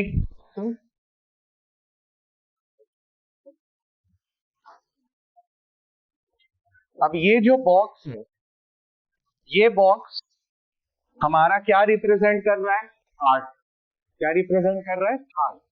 क्योंकि ह्यूमंस का जो हार्ट है उसमें कितने चेंबर्स होते हैं? 4 चेंबर्स के लिए कक्ष। कितने चेंबर्स होते हैं? 4। जो चेंबर्स है, इन चेंबर्स में जो अपर चेंबर, ऊपर वाले चेंबर्स हैं, इनको हम बोलते हैं एट्रिया। क्या बोलते हैं इन चेंबर्स को? एट्रिया।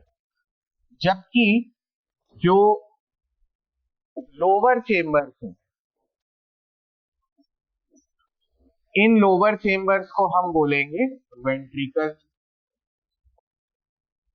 लोअर चेंबर्स को क्या बोलेंगे? वेंट्रिकल। अब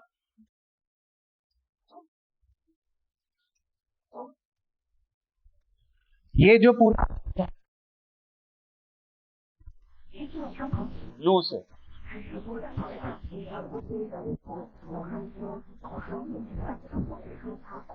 ये जो पूरा ब्लू वाला पोर्शन है, अपर चेंबर्स है, ये क्या है?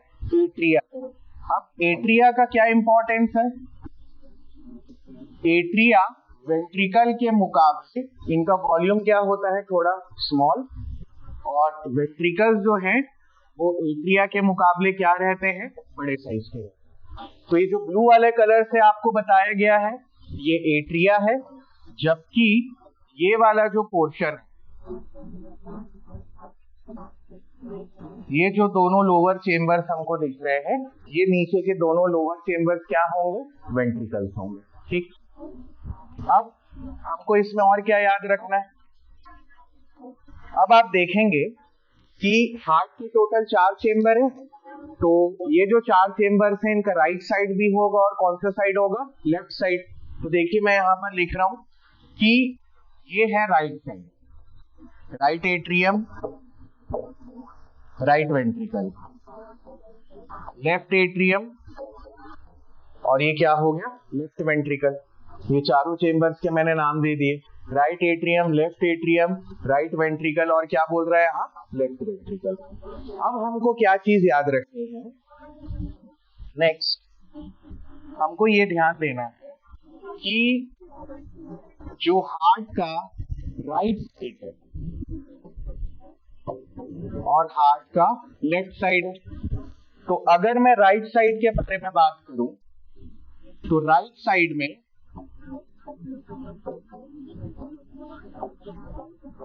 बॉडी के राइट साइड में, हार्ट के राइट साइड में क्या आकर जुड़ते हैं? बॉडी के सारे वेन्स। क्या आकर जुड़ते हैं? बॉडी के सारे वेन्स।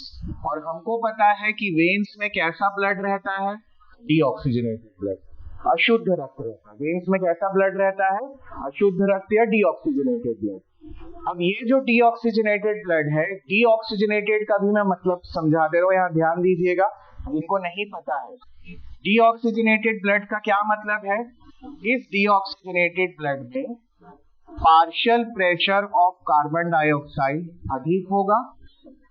किससे अधिक होगा? Partial pressure of oxygen.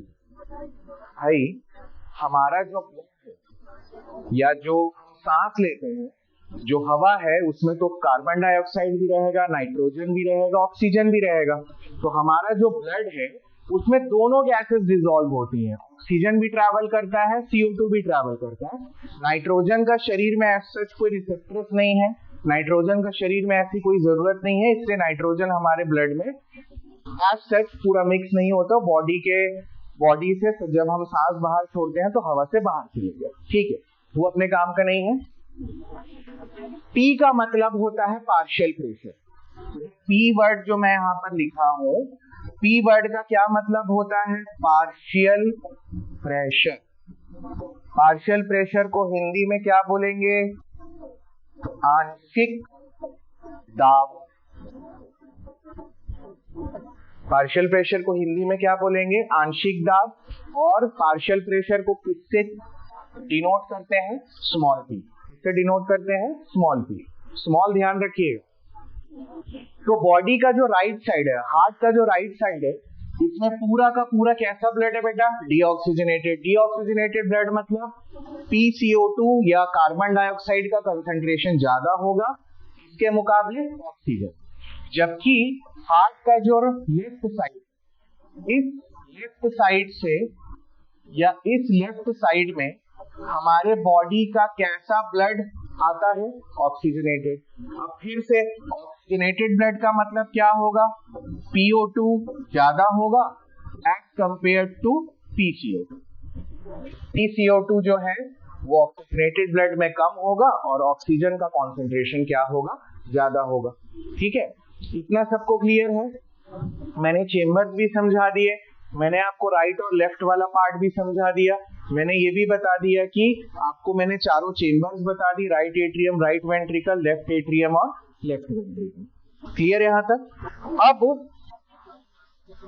अभी हम नेक्स्ट पोर्शन में जाएं तो फिर से यहाँ पर मैं वही बॉक्स बनाऊंगा।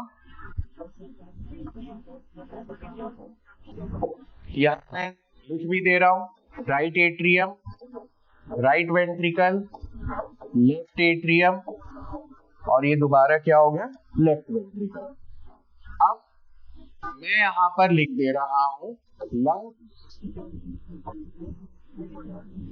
लंग्स के साथ हम यहाँ पर एल्वियोलाई भी लिख देते हैं। एल्वियोलाई के लिए हम हिंदी में भी लिख देते हैं कूपिका। क्या लिख दिए? कूपिका। वैसे ही नीचे मैं यहाँ पर क्या लिखूंगा? टिश्यू। मैं यहाँ पर क्या लिखूंगा? टिश्यू, बॉडी टिश्यू, मतलब बॉडी के ऑर्गन्स। सही है? तो अभी जो हमारा क्वेश्चन था, तो यहाँ पर हमने क्वेश्चन में ये पढ़ा था कि pulmonary artery the same amount of blood after oxygenation reaches that heart. तो इसमें अब हम इस डायग्राम में समझेंगे। कैसे समझेंगे? इधर देखो, हार्ट का जो राइट साइड है वो पूरा का पूरा डीऑक्सीजनेटेड है, आपको ये क्लियर हो गया। अब ये जो राइट साइड का हार्ट है, ये राइट वेंट्रिकल से, राइट वेंट्रिकल का जो ये वाला पोर्शन इस जगह से निकलेगा, जिसे बोला जाता है पल्मोनरी ट्रंक। पल्मोनरी ट्रंक को पल्मोनरी आर्टरी बोलते हैं। अब आप बोलेंगे कि सर आर्टरी में तो ऑक्सीजनेटेड ब्लड आता है, अभी आपने बताया वेन्स में डीऑक्सीजनेटेड है। तो बेटा ये एक्सेप्शन है, ह्यूमन बॉडी में टोटल 2 जगह एक्सेप्शंस हैं। पहला एक्सेप्शन है हार्ट और लंग्स के केस में। आपको याद रखना है कि राइट साइड से, राइट वेंट्रिकल से जो पल्मोनरी ट्रंक निकल रहा है, ये जो पल्मोनरी ट्रंक है ये कैसा ब्लड कैरी कर रहा है? डीऑक्सीजनेटेड। डीऑक्सीजनेटेड मतलब ऐसा ब्लड जो पूरे शरीर के टिश्यू से आया है, और इस ब्लड का क्या होना है? ऑक्सीजनेशन। अब ये जो डीऑक्सीजनेटेड ब्लड है, ये ऑक्सीजनेशन के लिए कहाँ जाएगा? लंग्स में। हवा तो लंग्स में ही आती है ना, जब अपन सांस लिए तो बाहर से जो हवा आई वो लंग्स में आई और एल्वियोलाई के पास। सही है?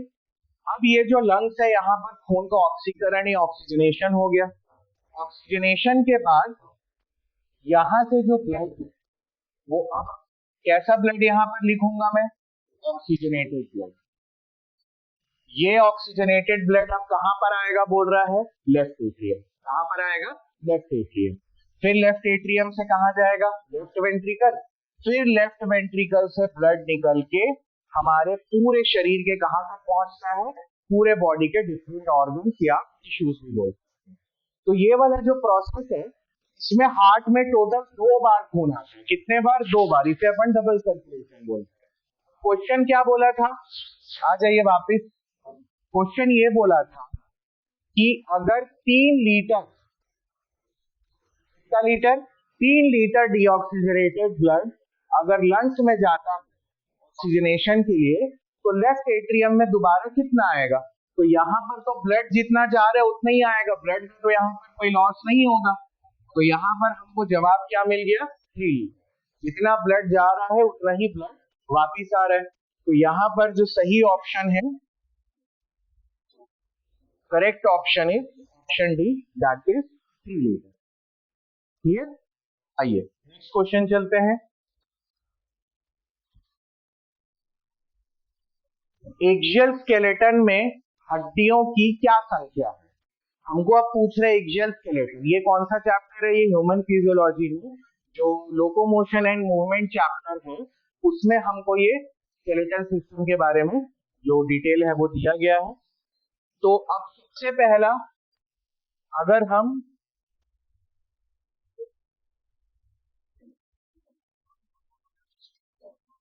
स्केलेटन को समझते हैं,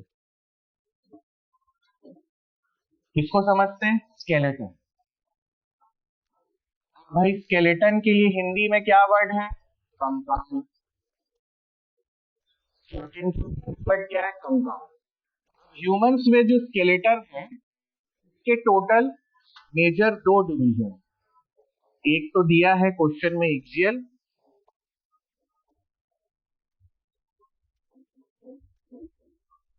और दूसरा क्या बोल रहा है? पेंडिकुलर। एक एक्सियल स्केलेटन होगा और पेंडिकुलर स्केलेटन है। अब ये जो एक्सियल स्केलेटन है, इसकी डेफिनेशन है कि ये बॉडी के एक्सिस या ये बॉडी के कहाँ प्रेजेंट होते हैं? सेंटर। जैसे मैं अभी खड़ा हूं तो मेरे बॉडी का सेंटर क्या? इधर 2 हाथ है, बॉडी का सेंटर ये, यहां से लेकर पूरा यहां, ये पूरा बॉडी का सेंटर आपको भी समझ आ रहा होगा।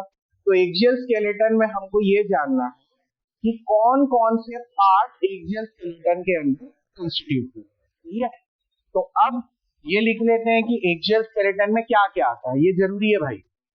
एक्सियल स्केलेटन में सबसे पहले मैं लिखूंगा स्कल। सबसे पहले ऊपर से क्या लिखेंगे अपन? स्कल। तो हमारे ह्यूमंस का जो स्कल है, ये जो स्कल है, इसके अंदर भी 2 डिवीजन। एक आएगा क्रेनियल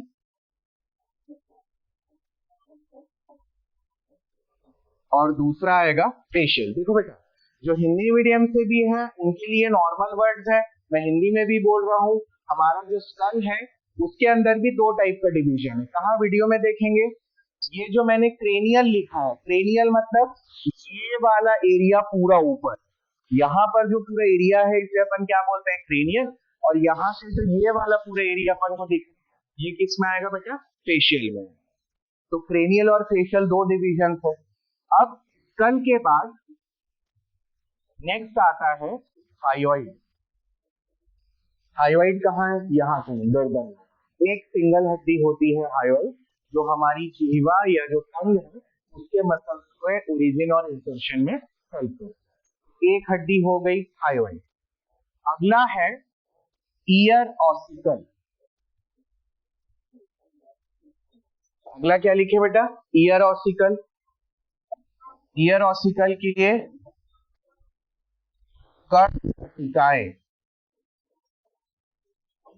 ईयर ऑसिकल्स के लिए क्या लिखेंगे बेटा? कर्णपट्टिका। ईयर ऑसिकल्स, ऑसिकल्स मतलब हड्डियां, अस्थि से बनी हुई चीजें। तो हमारे दोनों तरफ ईयर है, कान है। तो ईयर ऑसिकल्स की कुल संख्या कितनी होगी? 6। थायराइड की कुल संख्या कितनी होगी? 1। ये जो क्रेनियल है इसकी संख्या कितनी होगी? 8। फेशियल्स की संख्या टोटल कितनी होगी? 14। तो ये हो गया स्कल, ये हो गया थायराइड, ये हो गया ईयर ऑसिकल्स। हमारे कान के अंदर 3 हड्डियां हैं। मैं सिर्फ यहाँ पर नाम लिख दे रहा हूँ अभी, फंक्शन तो बाद में जो डिटेल चैप्टर्स आएंगे उसमें बताएंगे।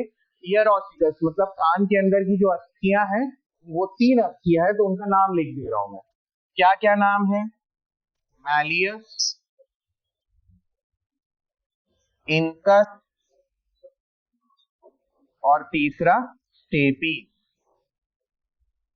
याद रखने के लिए कैसा याद रखेंगे? MI।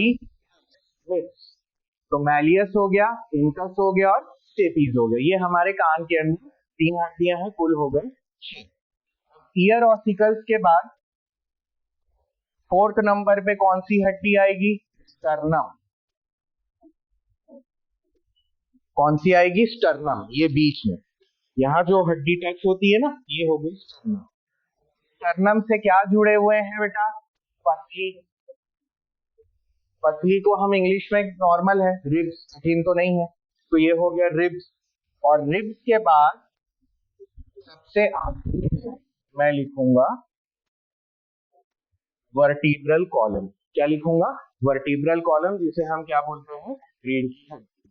तो ये सारी जो बोन्स हैं, ये सारे बोन्स कौन से स्केलेटन में आएंगे?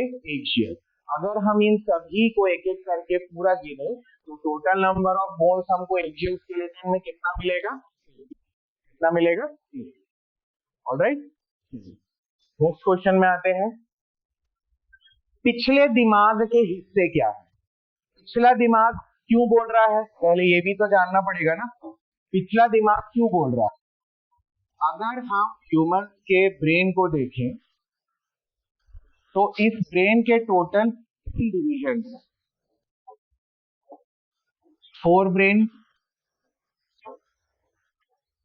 4 ब्रेन के लिए क्या लिखेंगे? अग्र मस्तिष्क। Mid brain.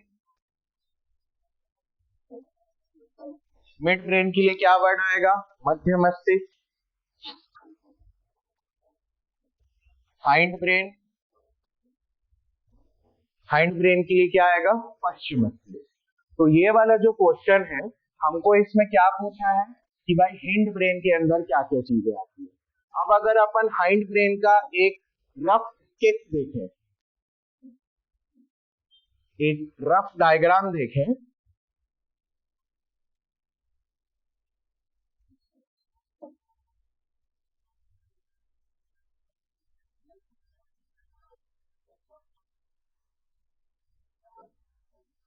तो हम एक ऐसा स्ट्रक्चर समझ सकते हैं।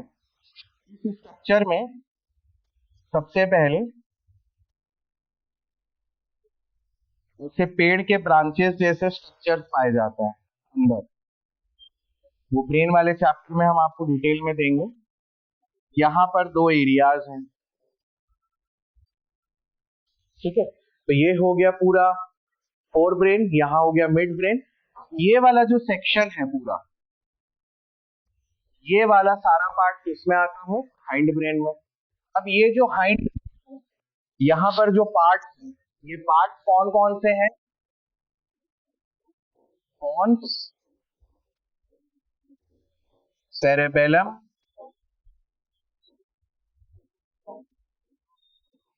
और क्या हुआ? मेडुला। जैसे ये जो ब्लैक से मैंने बनाया ना, ये सेरेबेलम है। क्या है ये? सेरेबेलम। ये वाला जो एरिया होगा ये होगा पॉन्स, ये वाला जो जगह होगा वो क्या होगा? मेडुला। ये तो बेटा एक रफ डायग्राम है, इससे आपको ये पता चल जाएगा इस डायग्राम से कि सेरेबेलम किस जगह पर है, पॉन्स किस जगह पर है और मेडुला किस जगह पर है। तो ये वाले जो तीनों स्ट्रक्चर्स है वो किसमें आते हैं? हाइंड ब्रेन में। क्वेश्चन में कौन सा ऑप्शन सही होगा? Pons, medulla and cerebellum. Alright,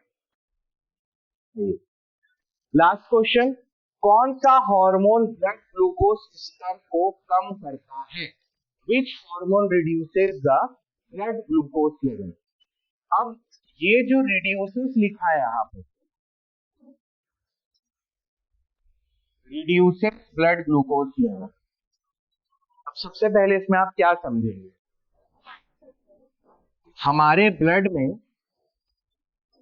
क्या प्रेजेंट है बेटा? अब तुमको ये पता है कि ग्लूकोज का नाम किससे जुड़ा हुआ है? एनर्जी। किससे जुड़ा हुआ है? एनर्जी। सही है। अब ये जो ग्लूकोज है ये एनर्जी कब बनाएगा? जब ये glucose blood stream, blood stream मतलब हमारे शरीर में जो खून बह रहा है, इसके लिए मैंने ब्लड स्ट्रीम लिखा है। ये ग्लूकोज ब्लड स्ट्रीम से निकलकर टिश्यू कहा जाए, टिश्यू में। टिश्यू में ही क्यों जाए? टिश्यू में क्या प्रेजेंट है बेटा?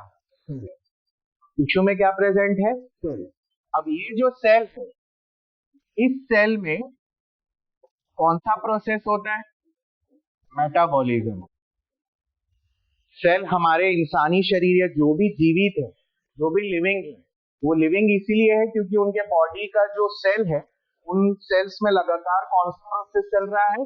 मेटाबॉलिज्म। ये जो मेटाबॉलिज्म का प्रोसेस होता है, इस मेटाबॉलिज्म के प्रोसेस से क्या, किस चीज की उत्पत्ति या क्या जनरेट होता है? एनर्जी। क्या जनरेट होता है? एनर्जी। और इसी एनर्जी से सारे लिविंग बींग भी जिंदा है। मैं पढ़ा रहा हूँ, आप पढ़ रहे हैं, तो ये क्यों हो रहा है? क्योंकि हमारे बॉडी का जितना भी सेल है, वो सारे के सारे सेल्स मेटाबॉलिज्म करके क्या प्रोड्यूस कर रहे हैं? एनर्जी। ये कंसेप्ट क्लियर हो गया। हमको पूछा है रिड्यूसेस ब्लड ग्लूकोज लेवल। तो अगर मैं यहां लिखता हूं ग्लूकोज,